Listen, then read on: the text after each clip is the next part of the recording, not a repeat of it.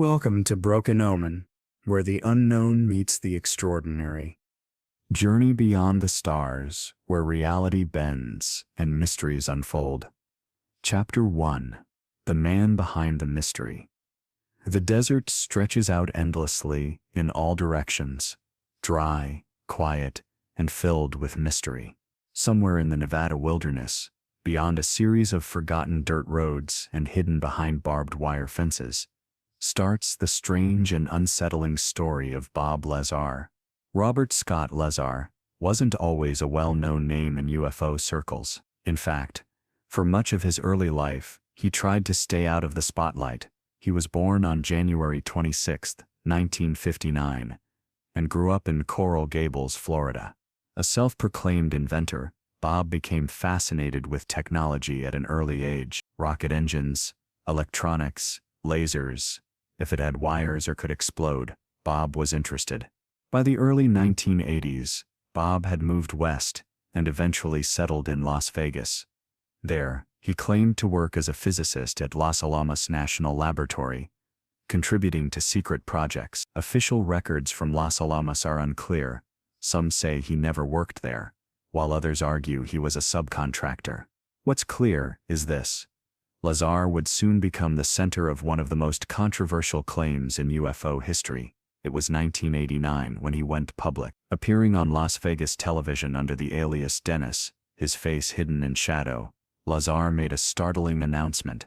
He said he had worked on alien spacecraft at a facility known only as S4, a secret base near the infamous Area. According to Lazar, the U.S. government was in possession of 9 extraterrestrial craft, 9 flying saucers of unknown origin, stored in hangars carved into the mountainside of S4. His job, he claimed, was to help reverse engineer the propulsion system of one of these craft. The propulsion system, he said, was unlike anything known to modern science. It ran on a mysterious element called element 115, an isotope that did not exist on Earth. This element allegedly produced gravity waves, bending space-time itself and allowing the craft to move instantaneously from one point to another. To the casual viewer, Lazar seemed calm and articulate.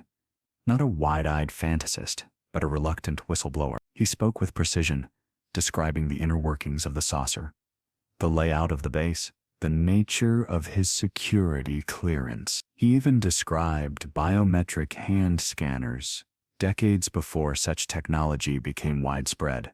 Skeptics, of course, attacked his credibility. His educational records, allegedly from Caltech and MIT, were missing. There were no diplomas, no yearbook entries, no student rosters listing his name. Lazar claimed the government had erased all trace of his past to discredit him. Whether erasure or fabrication, the ambiguity only deepened the mystery.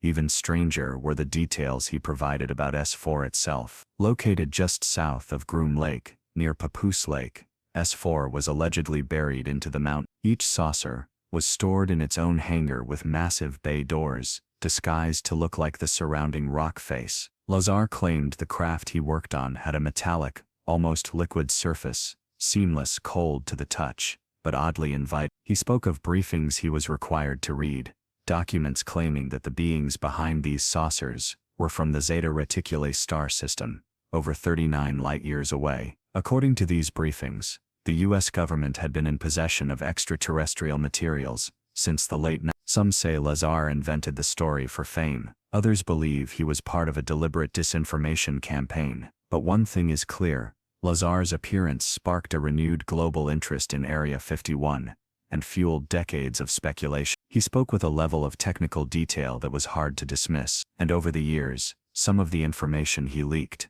like the presence of a secret facility near Papoose Lake, has been quietly supported by satellite imagery and independent research. But who was Bob Lazar really? Was he a scientist turned whistleblower, a man who saw too much and decided to tell the world, or was he something else entirely? As we drift further into this mystery, let's follow Lazar deeper into the desert, past the checkpoints and cameras, and into the darkness of S4, where the extraordinary may just be true. Chapter 2. Into the belly of the base. Into the belly of the base.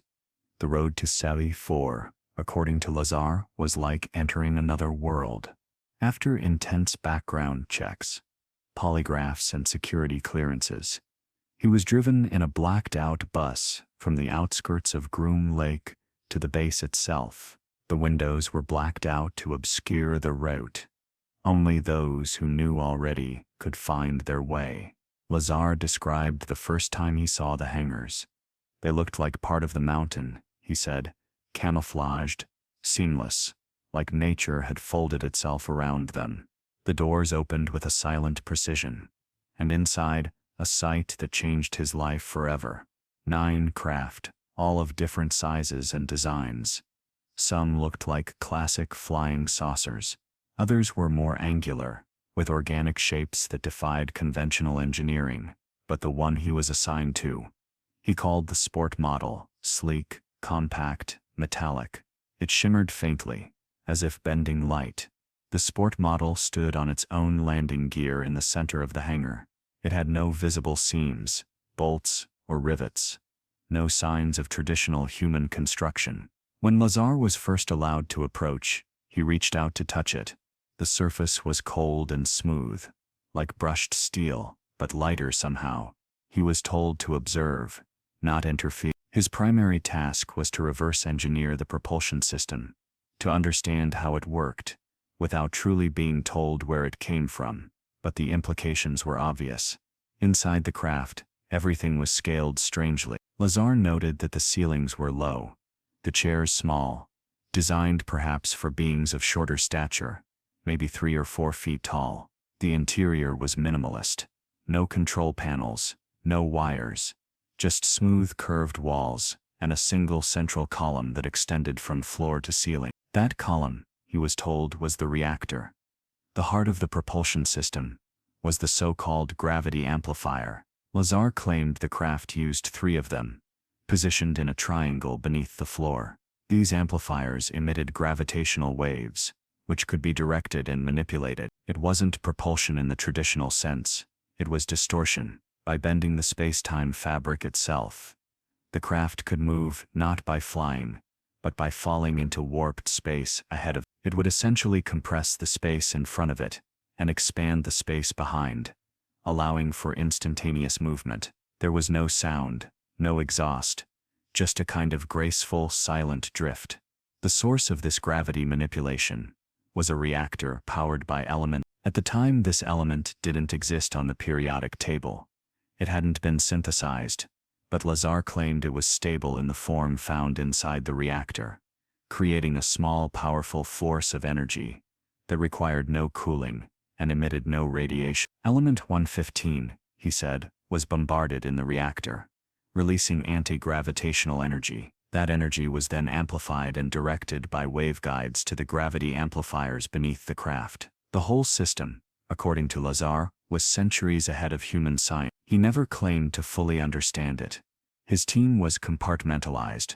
He wasn't allowed to speak to engineers working on the craft's metallurgy, or those studying its control systems. Everyone had a narrow focus. The left hand was never meant to know what the right hand was doing. That kind of isolation made Lazar uneasy. He described an atmosphere of paranoia. Armed guards patrolled every hallway. Conversations were monitored. Employees were warned never to discuss their work off-site. Infractions were met with immediate termination or worse. Once, Lazar claimed he was shown a live test of the craft in flight. The sport model lifted off the ground effortlessly, floated in the air, then zipped off at an angle that defied inertia. It moved like a leaf in water, fluid, unpredictable, alive. The craft made no noise, just a faint vibration in the chest, like the hum of a distant turbine. Watching it hover there, Lazar realized this wasn't technology stolen from a rival nation. This was something else,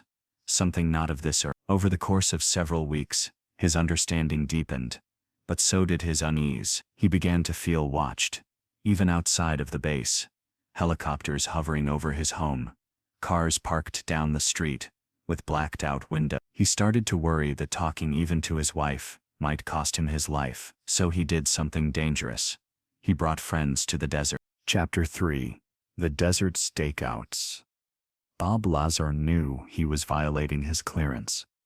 He knew that if he was caught, the consequences could be catastrophic. But fear and curiosity are powerful forces.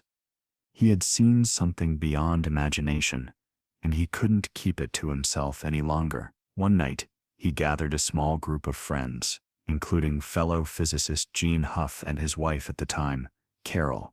They met outside Las Vegas, then drove out into the vast Nevada desert. Their destination was a spot overlooking Papoose Lake, just south of the Groom Lake complex, a place where Lazar claimed test flights of the alien craft routinely occurred. He had chosen a Wednesday night for a reason. According to Lazar, test flights were conducted midweek after dark, when prying eyes were few and far between. With camcorders and binoculars, they settled into position, cloaked by the night, and then they saw it.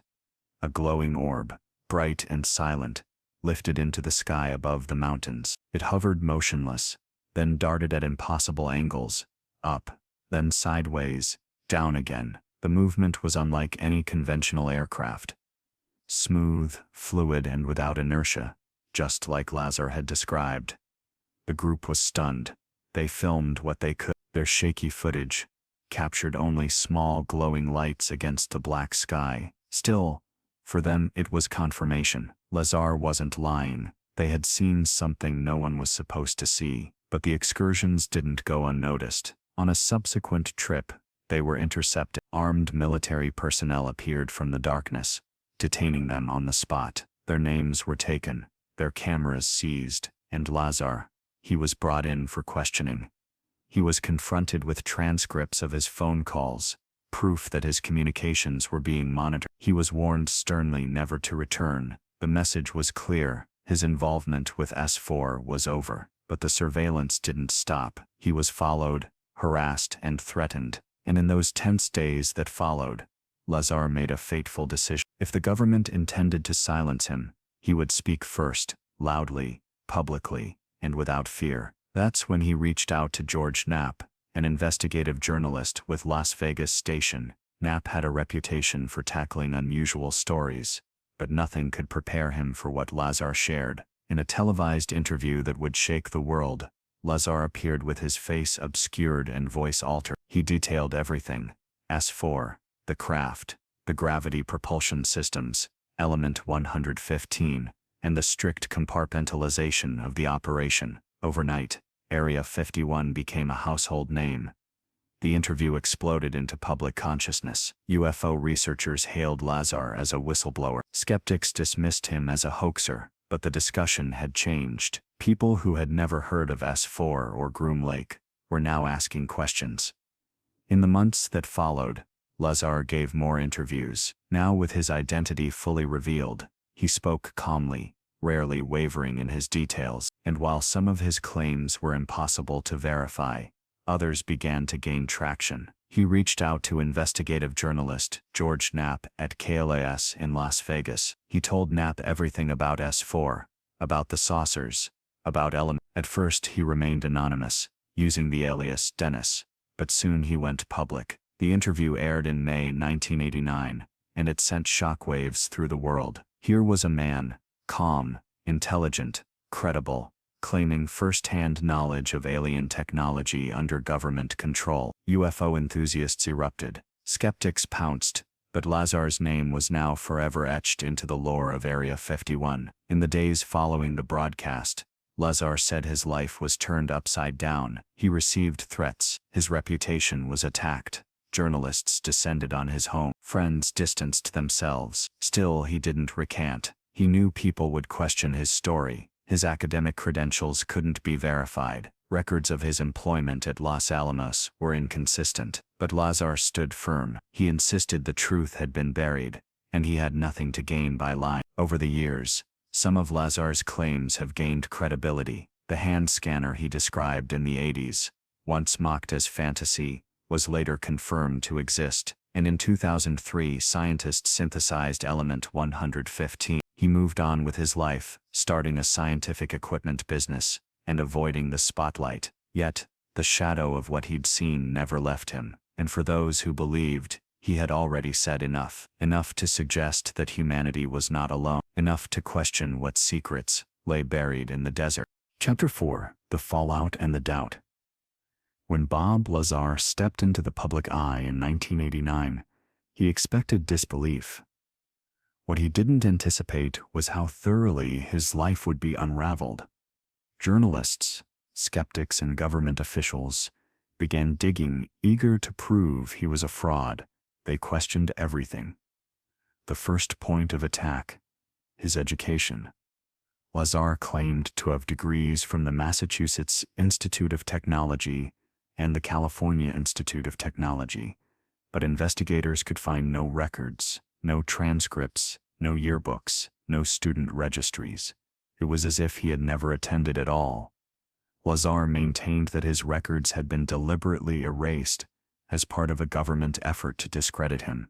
He pointed to the loss of his employment records at Los Alamos National Laboratory as further evidence. Yet, a 1982 phone book from Los Alamos listed him as a technician, and a newspaper article featured him working on particle accelerators. These breadcrumbs suggested he had, at the very least, been employed in scientific work. Still, skeptics seized on the inconsistencies. They argued that Lazar may have worked at Los Alamos, but as a low-level contractor, not a physicist, that he may have attended community college, but not MIT. The narrative was slowly being chipped away. And then there was the legal trouble. In the early 1990s, Lazar was arrested for aiding and abetting a prostitution operation. The charge had nothing to do with UFOs, but it damaged his credibility. In the eyes of the public, the eccentric UFO scientist now had a criminal record. For many, it was the final nail in the coffin, but for others, it was more reason to believe. They argued that Lazar was being targeted, harassed, punished for speaking out. His run-ins with the law, they claimed, were orchestrated to undermine his character. To some, he was a truth-teller under attack. Years passed, and Lazar faded from the spotlight. He settled in Michigan, then returned to Nevada, running United Nuclear, a small scientific supply company. He rarely gave interviews, and when he did, he showed no signs of changing his story. In one rare conversation, Lazar said, "Look, I'm not out to convince anyone. I'm not writing a book. I'm not doing a tour. I'm just telling you what I saw, what I worked on, what I know." There was a strange sincerity to it, calm, unwavering. For the believers, that calmness was proof. For the doubters, it was the rehearsed delivery of a practiced liar.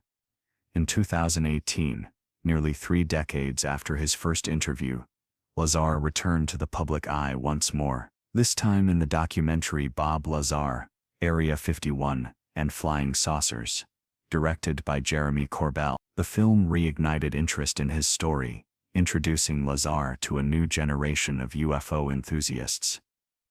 The documentary didn't offer new evidence, but it did show Lazar as a man deeply changed by his experiences. He appeared weary, reluctant, and intensely private. Corbell described him as the reluctant whistleblower, not a man seeking attention, but someone burdened with knowledge. In the film, Lazar detailed one of the most frightening nights of his life. He awoke to the sound of footsteps outside his house. When he looked through the window, he saw a dark vehicle parked in the street. Moments later, the power in his home went out. Whether it was paranoia or something more, he never found out. Lazar's wife, Joy, described the constant stress, the phone taps, the strange clicks, the feeling of being watched. To them, life had become a quiet form of warfare, not with bullets, but with fear. Still, Lazar insisted he had no regret. In his words, "If I could go back, I probably wouldn't change anything. I didn't ask for this, but I won't lie about what I saw." That quote would echo across UFO forums and documentaries for years to come.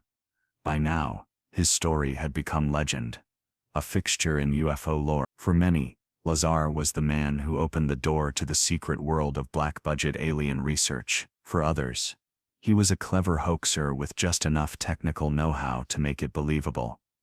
But perhaps, the most interesting question isn't whether Bob Lazar was telling the truth. Perhaps the real question is, why did his story resonate so deeply for so long? Maybe it's because Lazar's tale touches on something primal, a need to know what's out there, a hope that we're not alone, and a fear that the answers are being kept from us. And in the quiet hours of the night, under the stars of the Nevada desert, that hope and fear are almost indistinguishable. Chapter 5. The Physics of the Impossible. The Physics of the Impossible. Physics of the Impossible. As Bob Lazar's story settled into the public consciousness, attention turned to the science behind his claims. Was any of it even remotely possible? Could the exotic technology he described exist within the laws of physics? The centerpiece of Lazar's account was the alien reactor, a device smaller than a basketball, capable of generating its own gravitational field. He said it operated without conventional fuel, producing no emissions, no heat, no sound. At the heart of it all, back in 1989, element 115 had not been discovered. It was purely theoretical, residing in the so-called island of stability on the periodic table. Lazar claimed it was used to fuel the craft's gravity amplifiers, small spherical devices that bent space-time, allowing the saucer to slip between points in space. According to Lazar, the reactor created a distortion bubble, a gravitational lens that pulled the craft forward. Rather than propelling itself through the atmosphere, the ship altered the space around it. It didn't move. It fell through space. The implications were staggering. In demonstrations at S4, Lazar said he observed the craft hovering effortlessly. When powered on, it emitted a deep hum and a faint glow. He was told that only certain humans, those with particular neurological wiring, could pilot it. The interface, he claimed, was mental as much as physical. The propulsion system wasn't based on combustion or magnetism. It was gravity-based, something modern physics still considers nearly impossible to manipulate in such a way. But Lazar insisted it worked. He had seen it. In 2003, scientists in Russia finally synthesized a version of element 115, dubbed Moscow. But it was unstable, decaying in milliseconds. Skeptics pointed to this as proof that Lazar had fabricated his story. How could a stable isotope be harnessed? If it couldn't even exist, Lazar countered that the synthesized version wasn't the same. He claimed the sample he worked with was an isotope not found on Earth, perhaps manufactured, or perhaps native to another star system. In either case, it wasn't something humans could produce yet. Still, Lazar admitted something humbling. He didn't fully understand the technology. Much of his work at S4 involved reverse engineering, trying to make sense of mechanisms far beyond human design. In his words, it was like giving a motorcycle to someone from the 1800s. The gravitational amplifier, he said, bent light itself, making the craft nearly invisible when activated. During one test, the saucer reportedly lifted off the ground, tilted, and accelerated instantaneously. No inertia, no resistance. The onboard systems created a gravity field that decoupled the craft from Earth's own gravity. Well, even more bizarre was the orientation of the craft. Lazar said it flew belly first, not nose first. The gravity amplifiers were mounted on the underside of the ship, and by focusing them forward, the craft essentially fell in the desired direction. It defied every conventional principle of aerodynamics for physicists. This presented a paradox. If such a craft existed, it would rewrite the rules of propulsion. It would render fossil fuels, combustion engines, even rockets obsolete. And if the gravity amplifier was scalable, it could unlock interstellar travel. But gravity isn't something we manipulate casually. Despite Einstein's work on general relativity and decades of research into gravitational waves, humanity has never generated a usable gravitational field. Lazar's claims stood alone, unsupported yet tantalizing. In interviews, Lazar explained the physics with quiet conviction. He diagrammed the amplifiers, the reactor, the waveguides. He described how the gravitational distortion bent not just space, but time, slowing it within the field. The ship, he claimed, experienced a different clock than the outside world. Skeptics accused him of technobabble, of stringing together high-concept jargon to mask the lack of evidence. But others saw a glimmer of truth. Lazar spoke like someone who had wrestled with alien technology, someone humbled, even overwhelmed by what he had seen. And while some dismissed his science, others took it as inspiration. Engineers, inventors, and fringe physicists began probing the boundaries of propulsion. Projects exploring inertial dampening, gravitational shielding, and exotic matter sprang up in labs and basements alike. Lazar, for better or worse, had planted a seed. That seed continues to grow quietly, persistently, in the minds of those who believe we've only just scratched the surface of what's possible. Chapter 6. The world reacts. As the dust settled around Bob Lazar's explosive claims, the world began to respond, not with a bang, but with a slow, deliberate ripple, a ripple that traveled through government corridors, scientific institutions, conspiracy circles, and late-night radio shows. The first wave came from the media. Local news outlets initially covered Lazar as a curiosity, a quirky whistleblower with a wild story. But as more national attention gathered, so too did the criticism. The mainstream press painted him as either a deluded man or an opportunist. His lack of documentation didn't help. Still, there were cracks in the facade. A few journalists noted strange coincidences. People around Lazar refusing to talk, records that once existed but had seemingly disappeared, and security clearances that Lazar referenced with uncanny accuracy. These weren't just guesses. They hinted at knowledge from the inside. Then came the response from the scientific community. Physicists, astronomers, and engineers were divided. Some dismissed Lazar outright, citing the impossibility of gravity manipulation and faster-than-light travel. But a smaller group took a different stance. Not endorsement, but curiosity. What if, they wondered, the propulsion system Lazar described was unlike anything known, yet it aligned eerily with certain theoretical ideas: wormholes, space-time curvature, gravitational lensing. These weren't fantasy.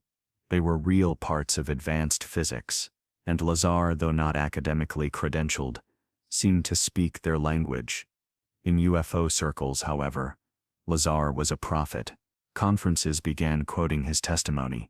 Diagrams of the S4 facility were drawn by amateur analysts. Gravity amplifier schematics were recreated in 3D models.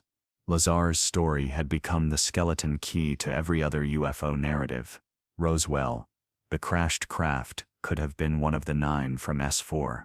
Rendlesham Forest, possible reverse-engineered tech in play. The Tic-Tac sightings, echoes of the propulsion Lazar described. His testimony created a framework, one that explained decades of anomalies. Even within the U.S. government, his claims couldn't be entirely ignored. In closed-door hearings, intelligence officials were asked about Lazar's story. No confirmation came, but no firm denial either. In the opaque world of black-budget programs, silence often speaks volumes. In 2017, nearly 30 years after Lazar's first interview, the New York Times published a bombshell report. The Pentagon had been funding a secret UFO research program, the Advanced Aerospace Threat Identification Program, or ATIP. Suddenly, Lazar didn't seem so far-fetched. Videos released by the Department of Defense showed Navy pilots encountering unknown craft that moved with instantaneous acceleration, defied inertia, and displayed no visible propulsion. To many, these sightings mirrored the behavior of the vehicles Lazar had described. Public interest surged. UFOs, now rebranded as UAPs, unidentified aerial phenomena, were no longer taboo. Serious institutions began to ask serious questions, and in the background of all this renewed interest, Bob Lazar's name resurfaced. Podcasts, documentaries, Reddit threads, and YouTube channels reignited the debate. Was Lazar the original whistleblower, or just an early fabricator who got lucky with predictions?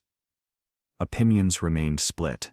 Jeremy Corbell's 2018 documentary gave Lazar a new platform and a new audience. Millennials and Gen Z viewers, many encountering his story for the first time, found it compelling. The footage of Lazar, no longer young, sitting quietly at his desk, added an unexpected gravity. He looked tired, worn, sincere, and then there were the indirect confirmation. Former military officials began speaking out. People like Luis Elizondo and Christopher Mellon, who suggested the U.S. government did in fact have materials of unknown origin, not quite the S4 bombshell, but adjacent enough to keep the Lazar theory alive. The public's relationship with Lazar shifted over time. He went from crackpot to cult figure to something more complex, an enduring mystery, not quite discredited, not quite proven, just lingering like a riddle never fully solved. He didn't tour, he didn't sell merchandise, he ran a chemistry supply store, he stayed mostly offline, and when asked why he didn't cash in,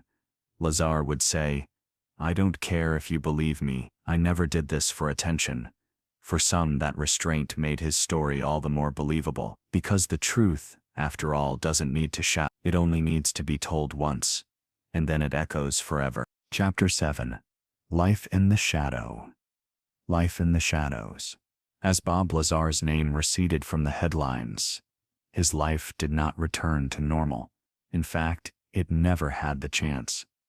From the moment he spoke out, he had become a marked man, not in the cinematic sense of being hunted, but in the quieter, subtler way, lives are changed forever. Lazar opened a scientific supply company, United Nuclear.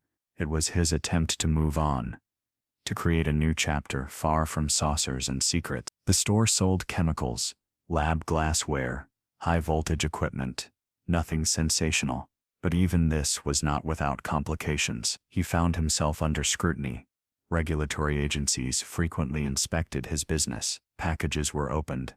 Orders were delayed. Some wondered if this was standard procedure or part of a quiet campaign of disruption. Lazar never said much about it, but others noticed the pattern.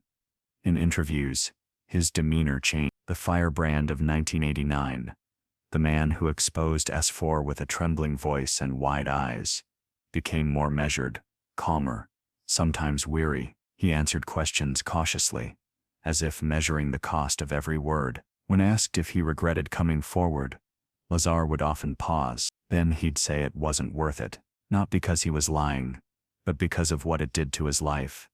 The harassment, the public ridicule, the damage to his reputation, the fact that some friends simply stopped calling. His family too felt the weight. The constant questions, the strange cars outside their home, the feeling that their phone calls weren't always private. It didn't destroy them, but it never left them either. Lazar had cracked a door open, and it would never shut again. And yet, despite all this, he never fully retracted his story, not once. He never sought to capitalize on it with television specials, book deals, or UFO conventions. His interviews remained rare, and mostly reluctant. When he spoke, it was often at the urging of others. In one particularly quiet moment during an interview, Lazar was asked if he feared for his life. He thought for a long time before answering. "Not anymore," he said. "At first, yes, but after a while, you realize you're just a small piece in a very large puzzle. They don't need to eliminate you, they just need to discredit you." A sobering thought. He described strange events with the same matter-of-fact tone he used when explaining physics. Phones clicking, computers behaving oddly, helicopters flying low overhead at night. Coincidences? Maybe. Or maybe something more. He didn't speculate, he simply described. For decades, Lazar refused to step back into the UFO spotlight. Then in 2018, Jeremy Corbell convinced him to appear in a documentary. It wasn't easy. Lazar hesitated, but eventually he agreed on one condition, that the film wouldn't sensationalize the story. It had to be quiet, personal, grounded. The film premiered to a packed audience in Los Angeles. The crowd was a mix of believers, skeptics, scientists, and conspiracy theorists. When Lazar took the stage for the Q&A, he was visibly uncomfortable. His hands trembled slightly, but he spoke, and the room fell silent. He didn't say anything new, no fresh revelations, just the same story he'd told 3 decades earlier. The same S4, the same saucers, the same impossible reactor. But something about the repetition made it powerful. He wasn't adding to the myth, just refusing to let it fade. Over time, Lazar became less a figure of controversy and more a fixture of modern UFO folklore. He wasn't just a man who claimed to have seen alien technology. He was the man who never changed his story. That consistency, rare in the world of fringe claims, became his quiet badge of honor.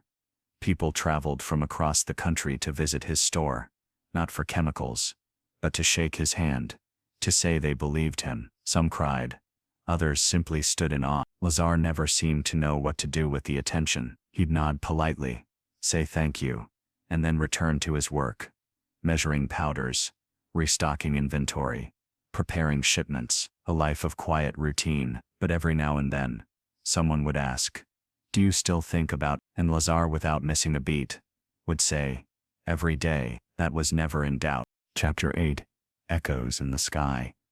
As the years turned and decades slipped by, Bob Lazar's story took on the rhythm of myth. Not because it was folklore, but because it refused to disappear. Like all enduring legends, it stayed alive not through noise, but through repetition.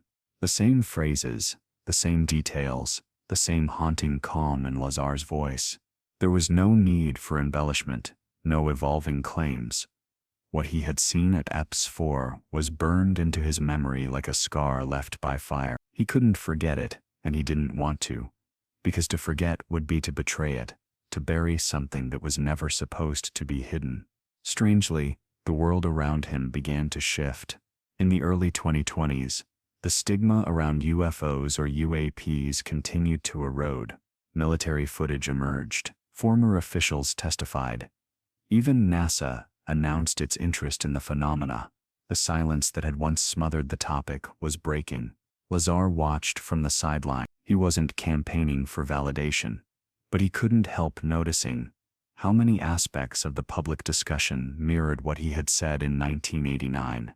Propulsion with no visible engines, objects with no heat signature, craft that defied known physics, echoes, clear and undeniable. One particular moment stood out. A high-ranking intelligence official during a closed congressional session was asked if the United States had recovered craft not made by human hands. The answer wasn't disclosed publicly, but rumors leaked. Some said the answer was yes. Just that one word, yes. For those who had followed Lazar's story, it felt like confirmation, indirect but powerful. A thread of truth finally tugging loose from the tapestry of secrecy. If the government had these craft, then Lazar had told the truth, or at least part of it. The online community surrounding Lazar grew. Reddit forums, Discord servers and YouTube documentaries dissected every sentence he'd ever spoken. New listeners were stunned at the technical precision in his interviews. He didn't speak like a hoaxer. He spoke like a man haunted by something extraordinary. And more importantly, he didn't ask for anything. No money, no power, no control. Just a place to speak. That was rare. Some tried to build on Lazar's legacy. Independent researchers scoured Nevada for the entrance to S4. Satellite images were analyzed, terrain compared to Lazar's maps, but nothing definitive was found. If S4 ever existed, it had been wiped clean or buried even deeper. Lazar himself never tried to return. When asked why, he would simply say, "I wouldn't get close. Not again." The facility was protected by more than fences. There were layers of secrecy, of deterrence, physical and psychological. Despite that, he held on to pieces of that past, tiny fragments of a larger puzzle. He still remembered the layout of the hangars, the strange glow of the craft when powered up, the way the gravity amplifier bent light. These weren't just memories, they were anchors, tethers to the impossible. In his shop, amid shelves of beers and coils, Lazar occasionally drew diagrams for curious visitors. A rough sketch of the saucer, the 3-reactor setup, the mysterious fuel, always the same, never changing. A testimony in ink. Over time, even some skeptics softened. Not all, of course, but a few began to admit that if Lazar was a hoaxer, he was a remarkably consistent one. And consistency, especially over decades, is hard to fake. It doesn't prove truth, but it does demand attention. In an era of disinformation and spectacle, Bob Lazar stood out by being quiet. He didn't yell, he didn't exaggerate, he He simply told the same story over and over again, a story that somehow still had gravity, because at its core, the Lazar story is not just about saucers or aliens. It's about secrecy, about what governments might do with knowledge beyond comprehension, about the limits of science, and the courage it takes to speak out. Whether you believe him or not, the story asks a question you can't ignore. What if he's telling the truth? And that question, whispered in the quiet of night, has echoed for more than 30 years through desert winds, through digital signals, through the thoughts of every curious soul who has looked up at the sky and wondered what's really out there. Chapter 9. The Weight of Memory.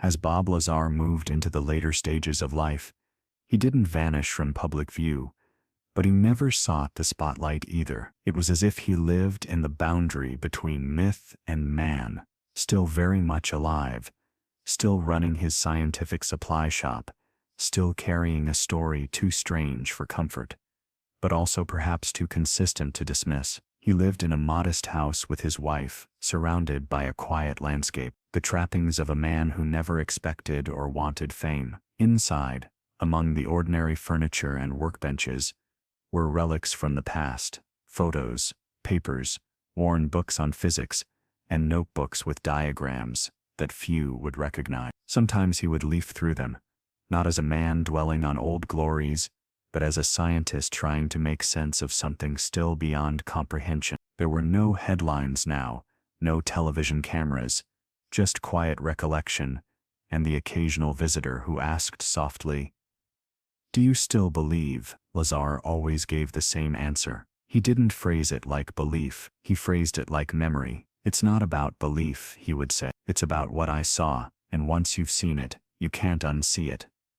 The weight of that memory seemed to live in his posture, in the way he looked just past the horizon when thinking aloud. Over the years, friends and colleagues, those willing to speak, remarked on the consistency of Bob's character. He never crumbled under the weight of ridicule. He never lashed out at critics. He never tried to revise the story to fit new narratives. He simply remained himself. There's a quiet bravery in that, to tell a story that the world isn't ready to hear, and to live with the consequences, without bitterness. Lazar didn't build a movement. He didn't form a cult. He didn't ask for loyalty or money, just attention to the facts, and maybe a little patience. And still the years brought occasional surges of renewed attention. A new documentary, a classified report, a sighting by a Navy pilot. Every wave of disclosure seemed to push the story back into the world's awareness. Each time, Lazar remained steady, not excited, just resigned. There was a sadness there too,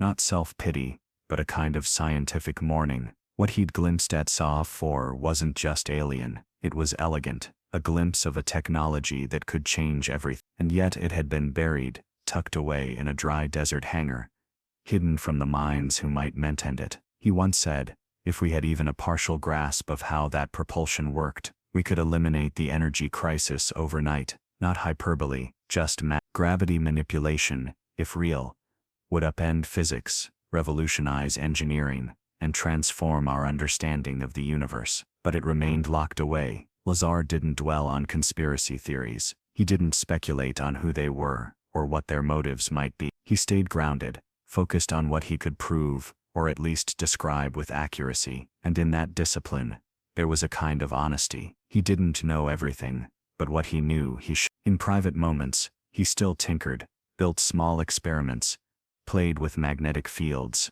and ion engines. He was, after all, still a scientist, still that kid who built jet engines on bicycles. The wonder had never left him, it had only deepened. He rarely traveled far. Most of his days were spent within a few miles of his home or shop. The fame that had once circled him like a storm cloud had long since dissipated. Now he was a quiet presence, a man out of place in a world still catching up to the questions he raised. Visitors, when they came, were often surprised by his simplicity. No shrine to UFOs, no alien posters, just a soft-spoken man, with keen eyes, a dry wit, and an enduring curiosity. A man who knew that telling the truth doesn't always bring peace. But there were moments, brief and rare, when Lazar seemed content. When he'd stand outside at night, look up at the stars, and say nothing at all. No explanations, no theories, just silence, as if in that silence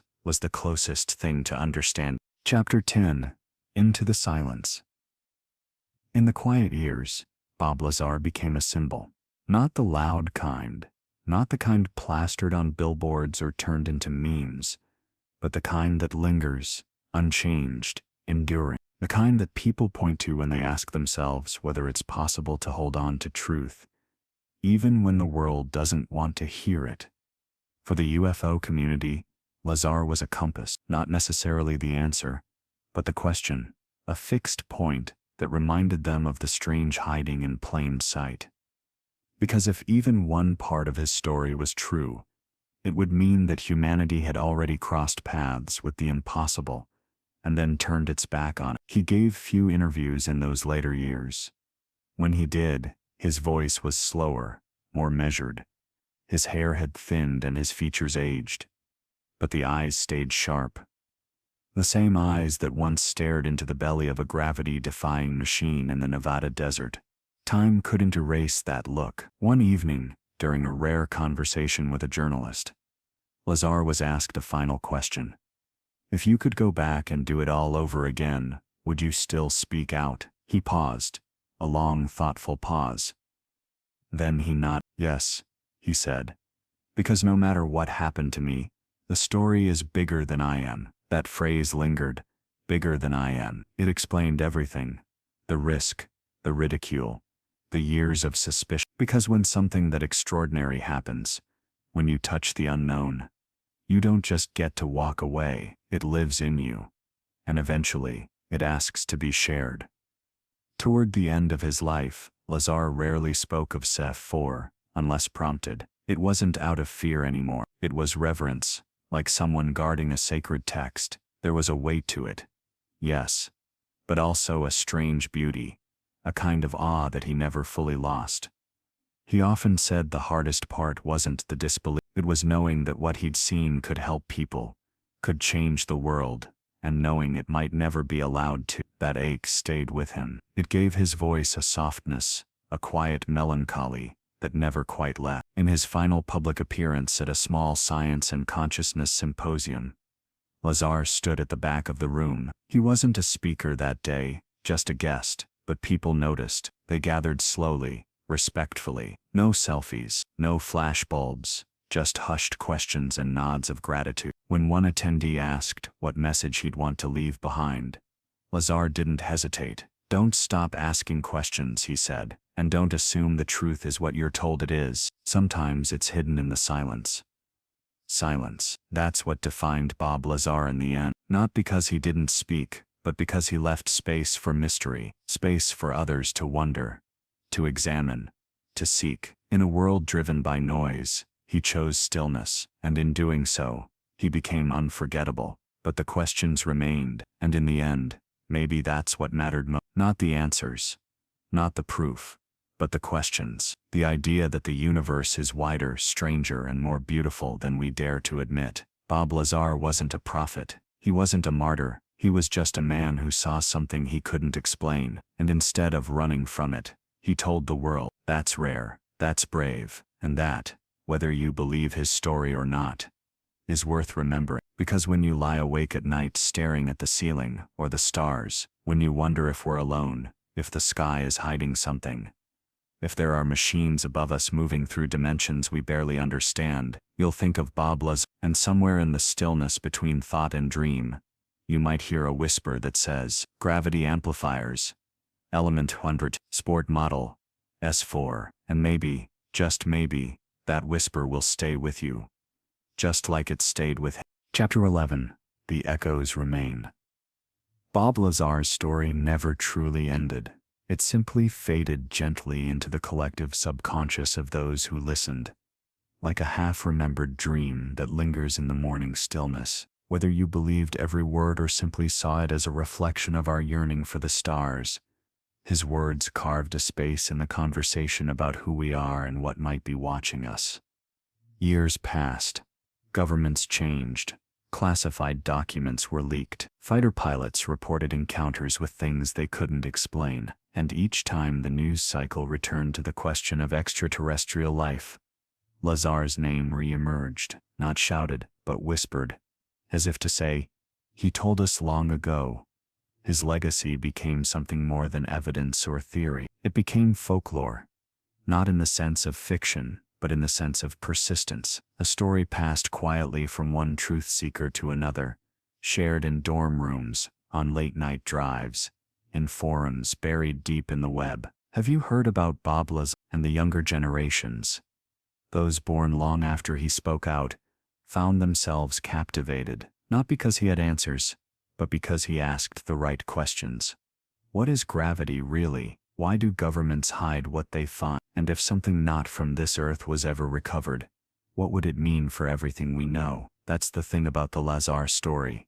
It isn't about saucers or science. It's about perspective, about how fragile our understanding of reality might be, about how quickly the line between ordinary and impossible can be crossed with one strange invitation to a desert facility. Many who encountered Bob Lazar's tale didn't walk away convinced, but they did walk away changed. Suddenly, the world felt bigger, more complex, and that sliver of doubt, what if he was right, never quite left them. That is the mark of a story with staying power.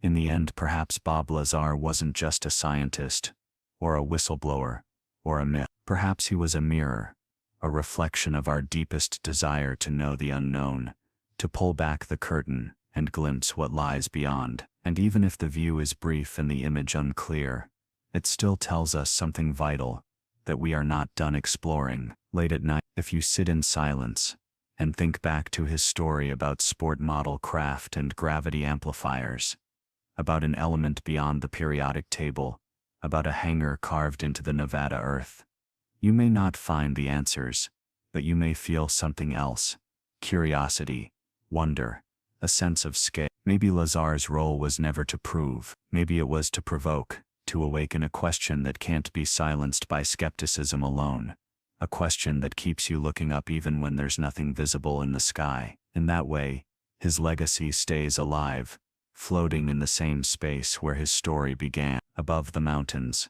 past the lights, between what we know and what we don't. It waits for us to catch up. The desert is quiet now. The wind still moves across Groom Lake. The facility, if it ever existed, is still hidden behind fences and sand. But somewhere out there, beyond the dust and stars, something may still be hovering, silent, waiting, and maybe, just maybe, it remembers the man who tried to speak for it. So as you drift to sleep tonight, let the mystery surround you, let the silence, and let the story of Bob Lazar be a quiet whisper in the dark, a reminder that some truths are hidden, not in what we know, but in what we dare to imagine. Good night.